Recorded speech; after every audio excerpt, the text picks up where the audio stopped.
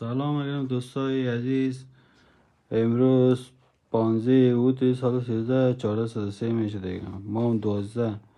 ای هم خانم است که غلطک در شهر رای میکرد. یک ویدیو گرفتم بر شما پست کرده بودم دیگه. شما شافرزاد بیادر ما یک 5000 افغانی دیگه خانواده کمک کرده بود. واقعا که نیازمند است و کسی که هم نداره. یک 3 دانه طفل است و خودش است و اینا رو خوش جمع میکنه و اینوی روزگار خود میچلانه دیگه. این مادر جان 5000 روپیه شافرزاد داد. یک حسابش بکنین. خیر بکنید. یک حساب کن مادر جان. خیر بکنید. یعنی 5000 است. 5000 است. 5000 است. والا شافرزاد خان 5000 افغانی که کمک کرد مادر که غلطه که میکرد در شهر. این 5000 افغانی برش تسلیم کردم. رایشون خیلی دور است. اقتصادشون واقعا ضعیف بود. اینمی خانه و زندگیشان از دیگه خودتون سعی کنید. یعنی زندگیشان است. تشکر بسیار زیاد.